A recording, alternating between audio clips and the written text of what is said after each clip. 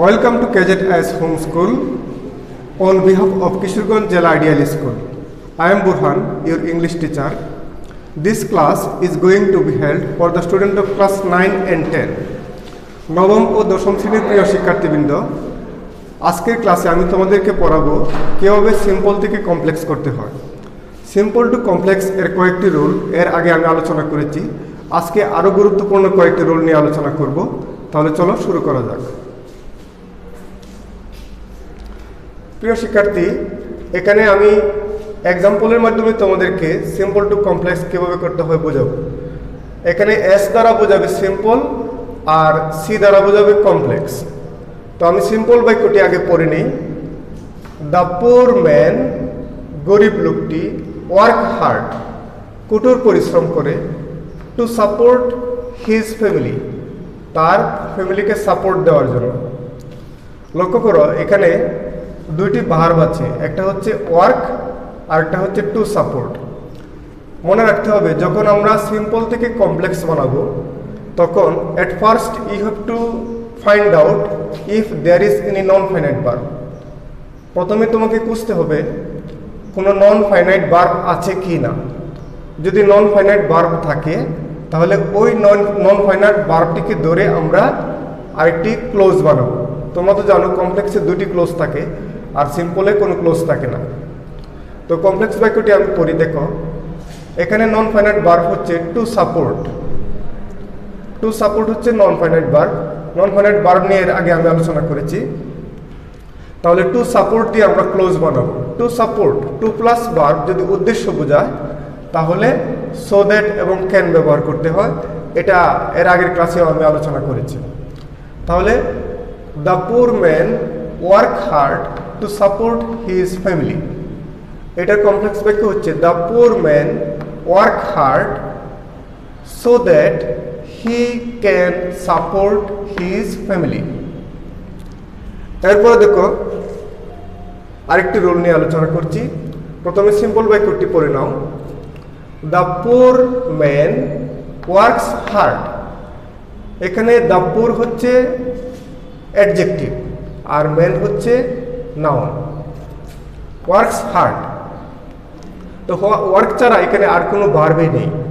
আমি তো বলেছিলাম যে যখন সিম্পল থেকে কমপ্লেক্স বানাবো তো এট ফার্স্ট আমাদেরকে খুঁজতে হবে কোনো নন ফাইনাইট ভার্ব আছে কি না। লক্ষ্য করো the poor man works hard, এই বাক্যে কোনো নন ফাইনাইট ভার্ব নেই, একটা মাত্র ভার্ব আছে, সেটা ফাইনাইট ভার্ব। তাহলে তখন কি করব? যখন আমরা কোনো নন ফাইনাইট ভার্ব খুঁজে পাবো না তখন তোমাকে খুঁজতে হবে যে কোনো অ্যাডজেক্টিভ আছে কি না। তো এখানে পুর হচ্ছে অ্যাডজেক্টিভ, পুরের পরে আরেকটি নাউন আছে ম্যান। তো ওই পুর অ্যাডজেক্টিভটি দিয়ে আমরা একটা ক্লোজ বানাবো। হ্যাঁ, তাহলে বাক্যটি কমপ্লেক্স হয়ে যাবে। কিভাবে? দ্য ম্যান হু ইজ পুর। লক্ষ্য করো হু ইজ পুর, এখানে হু হচ্ছে রিলেটিভ প্রনাউন আর ইজ ভার্বের সাবজেক্ট হচ্ছে হু। তাহলে হু ইজ পুর, এটি সাবঅর্ডিনেট ক্লোজ হয়ে গেল, আরেকটি ক্লোজ হয়ে গেল। হ্যাঁ, এখন তাহলে বাক্যটি কমপ্লেক্স হয়ে গেল। দ্য ম্যান হু ইজ পুর ওয়ার্ক হার্ড, অর্থ কি? যে লোকটি গরিব সে কঠোর পরিশ্রম করে। তাহলে বাক্যগুলো আবার পড়ে নিই। Simple, the poor man works hard. Complex, the man who is পুর ওয়ার্কস হার্ড। এবার আমরা দেখবো আরেকটি রুল। সিম্পল বাক্যটি দেখো, দ্য পুর সাফার এ লট, এটা একটি বাক্য। আগের বাক্যে আমরা পুরে পরে একটি নাউন দেখেছি, সেটা হচ্ছে অ্যাডজেক্টিভ। কিন্তু এই বাক্যটিতে পুর এর পরে কোনো নাউন নেই। তাহলে যদি অ্যাডজেক্টিভের পরে কোনো নাউন না থাকে এবং তার আগে যদি আর্টিকেল দি থাকে তাহলে সেটা প্লুরাল কমন নাউন হয়ে যায়। অর্থাৎ দ্য পুর মানে এখানে হচ্ছে গরিবেরা, পৃথিবীতে যত গরিব মানুষ আছে সবাইকেই বোঝাবে। তাহলে অর্থ কি হয়? The poor suffer a lot on this আর্থ। তাহলে অর্থ কি হয়? গরিবেরা পৃথিবীতে অনেক কষ্ট করে। The poor গরিবেরা suffer a lot. The poor এর অর্থ হচ্ছে এখন গরিবেরা। তখন আমরা এটাকে কিভাবে কমপ্লেক্স বানাবো? দি প্লাস অ্যাডজেক্টিভ, এরপরে কোনো নাউন নাই, প্লুরাল কমন নাউন হয়ে গেছে। এই ক্ষেত্রে তোমাকে দোজ এবং হু ব্যবহার করে কমপ্লেক্স করতে হবে। তাহলে বাক্যটি কি হয়? দোজ হু আর পুর সাফার এ লট। এখানে সাবঅর্ডিনেট ক্লজ হচ্ছে হু আর পুর। হু হচ্ছে রিলেটিভ প্রোনাউন আর হচ্ছে টু বি ভার্ব, এখানে প্রিন্সিপাল ভার্ব। হু আর পুর হচ্ছে এখানে সাবঅর্ডিনেট ক্লজ, আর প্রিন্সিপাল ক্লজ হচ্ছে দোজ সাফার এ লট। তাহলে বাক্যটি কি হলো? দোজ হু আর পুর সাফার এ লট। আমি বাক্যটি আবার রিপিট করি, simple. The poor suffer a lot, গরিবেরা অনেক কষ্ট করে। দোজ হু আর পুর সাফার এ লট, যারা গরিব তারা অনেক কষ্ট করে। নেক্সট পরের রোলটি দেখি। বাক্যটি আমরা আগে পড়ে নিই।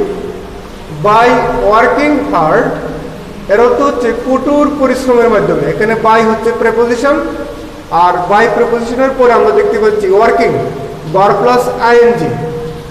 তাহলে by plus verb plus ING যদি থাকে, বাই ওয়ার্কিং হার্ড, এই অংশটুকু হচ্ছে একটা ফ্রেজ। আর ওয়ার্কিংটা কিন্তু এখানে নন ফাইনাইট ভার্ব, যেহেতু বাই প্রেপোজিশনের অবজেক্ট। তাহলে বাই ওয়ার্কিং হার্ড, কঠোর পরিশ্রমের মাধ্যমে বা কঠোর পরিশ্রম করে, we can shine in life, আমরা জীবনে উন্নতি করতে পারি। তো by plus verb plus ING যদি নন ফাইনাইট ভার্বে থাকে, তাহলে আমরা কিভাবে এটাকে কমপ্লেক্স করব? তাহলে দেখো এখানে আমরা এই যে উই আছে, উই থেকে আমরা সাবজেক্ট নেব, আর বাক্যের শুরুতে ইফ ব্যবহার করব। তাহলে কি হয়? ইফ উই ওয়ার্ক হার্ড, এখন ছিল ওয়ার্কিং, আর আমরা এখন ব্যবহার করেছি ওয়ার্ক, এবং ওয়ার্ক ভার্বটির সাবজেক্ট দিয়েছি উই, ওই যে এখান থেকে এনে। তাহলে ইফ উই ওয়ার্ক হার্ড, যদি আমরা কঠোর পরিশ্রম করি। এই বাক্যটি এখন এই ক্লোজটি এখন কমপ্লেক্স, এই ক্লোজটি এখন subordinate clause. If we work hard we can shine in life, পরের অংশ অপরিবর্তিত থাকবে। আমি আবার রিপিট করছি, simple. By working hard we can shine in life, complex. If we work hard we can shine in life. প্রিয় শিক্ষার্থী, এখন আরেকটি রুল নিয়ে আমরা আলোচনা করব। দেখো এটা আগের মতোই, এখানে বাইয়ের জায়গায় উইদাউট ব্যবহার করা হয়েছে এবং বাক্যটি negative. Simple. Without working hard অর্থ কি? কঠোর পরিশ্রম করা ছাড়া। উইদাউট মানে কেন ছাড়া? Without working hard we can not shine in life, এর অর্থ কি? যদি আমরা কঠিন পরিশ্রম ছাড়া আমরা কি করতে পারি না, জীবনে উন্নতি করতে পারি না। এখানে without plus verb plus ING, এখানেও আমরা ইফ ব্যবহার করব। আগের মতোই কিন্তু বাক্যটা এখানে নেগেটিভ বাক্য হবে। If we don't work hard we can not shine in life. আমি আবার করছি, simple. Without working hard we can not shine in life, complex. If we don't work hard we can not shine in life. এবার দেখো আরেকটি rule আমরা এখানে দেখব। এটা হচ্ছে সিম্পল, এখানে ভার্ব প্লাস আইএনজি, কিন্তু এটা হচ্ছে অ্যাডভার্বিয়াল ফ্রেজ। এটাও non finite verb. Going to Cox's Bazar, Cox's Bazar গিয়ে we made a lot of fun, আমরা অনেক মজা করেছিলাম। এখানে গোয়িং টু কক্সবাজার এই অংশটুকু হচ্ছে অ্যাডভার্বিয়াল ফ্রেজ, এবং গোয়িং হচ্ছে এখানে নন ফাইনাইট ভার্ব, আর ফাইনাইট ভার্ব হচ্ছে made a lot of fun. তাহলে আমরা আমাদের কাজ কি? আমাদের কাজ হচ্ছে এই যে গোয়িং নন ফাইনাইট ভার্বটি আছে, এটাকে ফাইনাইট ভার্ব বানাবো। তাহলে ফাইনাইট ভার্ব যদি এটাকে বানাতে চাই, তাহলে একটা সাবজেক্ট লাগবে। আমরা সাবজেক্ট কোত্থেকে আনবো? পরে অংশের যে সাবজেক্ট আছে ওইখান থেকে সাবজেক্ট আনবো, ওই উইকে আমরা সাবজেক্ট হিসেবে ব্যবহার করবো। আর যেহেতু এটা adverbial phrase going to Cox's Bazar, এবং এটা সময় বোঝাচ্ছে, যেমন যদি প্রশ্ন করি যে কখন আমরা ফান করেছিলাম, উত্তরে আসবে গোয়িং টু কক্সবাজার, কক্সবাজার গিয়ে।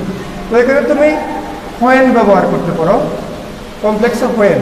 When we went to Cox's Bazar অর্থ কি? যখন আমরা কক্সবাজার গিয়েছিলাম। ওয়েন্ট ব্যবহার করেছি এই কারণে পরবর্তী যে ফাইনাইট ভার্বটি মেড আছে, মেড ভার্বটি ভার্বের 2 নং অর্থাৎ ফার্স্ট ফর্ম, এই কারণে গোয়িংকে আমরা ওয়েন্ট লিখেছি।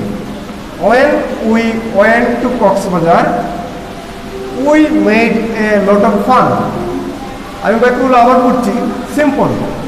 Going to Cox's Bazar we made a lot of fun। Complex, when we went to Cox's Bazar we made a lot of fun। এখন আমরা দেখব হোমওয়ার্ক। হোমওয়ার্ক হিসেবে তোমাদের জন্য যে বাক্যগুলো আছে, 4টি বাক্য আছে এখানে, এই বাক্যগুলোকে তোমাদের কমপ্লেক্স বানাতে হবে। এখানে দেখো লেখা আছে মেক কমপ্লেক্স, অর্থাৎ কমপ্লেক্স বানাও। তাহলে এই বাক্যটি আছে সিম্পল, সবগুলো বাক্য সিম্পল দেওয়া আছে, তোমরা এই সিম্পল থেকে বাক্যগুলোকে কমপ্লেক্স বানাবে। নাম্বার এ, উই শুডন্ট হেট, আমাদের ঘৃণা করা উচিত না। We shouldn't hate the poor, গরিবদেরকে। We shouldn't hate the poor, আমাদের উচিত না গরিবদেরকে ঘৃণা করা। Number B, an honest man is honoured by all, একজন সৎ মানুষ সবার দ্বারাই সম্মানিত হয়। An honest man is honoured by all, এখানে লক্ষ্য করো অনেস্ট অ্যাডজেক্টিভ আর অ্যাডজেক্টিভের পরে নাউন আছে। Number C, by taking exercise, by taking exercise, ব্যায়াম করে বা ব্যায়াম করার মাধ্যমে you can remain fit, remain তো থাকা, ইউ ক্যান রিমেইন ফিট, তুমি সুস্থ থাকতে পারো। By taking exercise you can remain fit. Number D, going home, বাড়িতে গিয়ে আই উইল টেক রেস্ট, আমি রেস্ট নেব। এই 4টি বাক্য তোমাদেরকে কমপ্লেক্স করতে হবে। প্রিয় শিক্ষার্থী, আশা করি তোমরা আজকের লেসনটি খুব সুন্দরভাবে বুঝতে পেরেছ। পরবর্তী লেসন নিয়ে আমি আবারও আসছি। আজ এ পর্যন্তই, আল্লাহ হাফেজ।